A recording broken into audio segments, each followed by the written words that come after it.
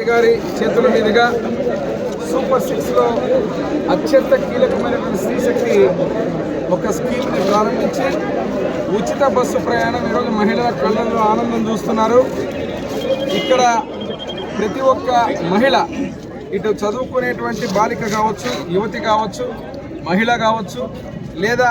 వేరే ఊర్లకు పోవాలన్నా అదే రకంగా ఎక్కడికి పోవాలన్నా రాష్ట్రంలో ఉచితంగా చెప్పిన మాట ప్రకారంగా తూచా తప్పకుండా అమలు చేసిన ముఖ్యమంత్రి వర్యులు నారా చంద్రబాబు నాయుడు గారికి, కూటమి ప్రభుత్వానికి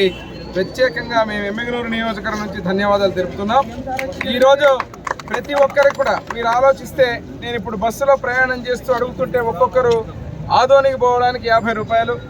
కర్నూలుకు పోవడానికి 120 రూపాయలు, తిరుపతిలో లేకపోతే విజయవాడ లేకపోతే కడప దర్గాకు పోవాలంటే దాదాపు 400 నుంచి 500 రూపాయలు అయ్యేటువంటి పరిస్థితి. అటువంటిది ఈరోజు రోజుకి 50 రూపాయలు ఆదోని అనుకుంటే 1500 రూపాయల నుంచి 12 నుంచి 1500 రూపాయలు నెలకి ఈరోజు ఆదా అయినట్టు, పొదుపైనట్టు. ఈరోజు ఒకటే లక్ష్యంగా ఉచిత గ్యాస్ సిలిండర్లు ఇచ్చినా,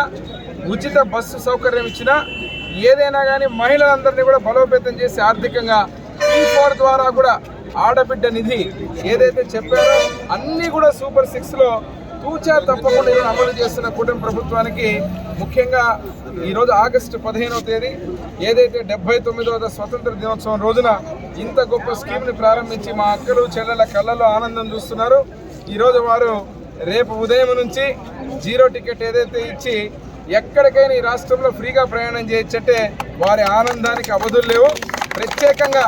ముఖ్యమంత్రి నారా చంద్రబాబు నాయుడు గారికి, విద్యాశాఖ మంత్రి నారా లోకేష్ బాబు గారికి, డిప్యూటీ సీఎం పవన్ కళ్యాణ్ గారికి, నరేంద్ర మోదీ గారి నాయకత్వంలో ఈ యొక్క కూటమి ప్రభుత్వం, ప్రధానమంత్రిగా వారు, కేంద్ర రాష్ట్ర ప్రభుత్వాలు సంయుక్తంగా చేసేటువంటి ప్రతి కార్యక్రమంలో కూడా ప్రజలు, ఆడబిడ్డలు ముఖ్యంగా ఆశీర్వదించి, ఎవరైతే ఈ పనికి మాలిన మాటలు మాట్లాడుతున్నారో, ఎవరైతే ఈరోజు శాపనార్థాలు పెట్టి ఇంత మంచి చేసేటువంటి నాయకుడిని వయస్సు గురించి మాట్లాడుతున్నారు, వయస్సు ఉండి నడుము వంచలేక టెంకాయ కూడా కొట్టడానికి చేతకాని వ్యక్తులు ఈరోజు నారా చంద్రబాబు నాయుడు గారి వయస్సు గురించి, వారి అనుభవం గురించి తప్పుడు మాటలు మాట్లాడుతున్నారు.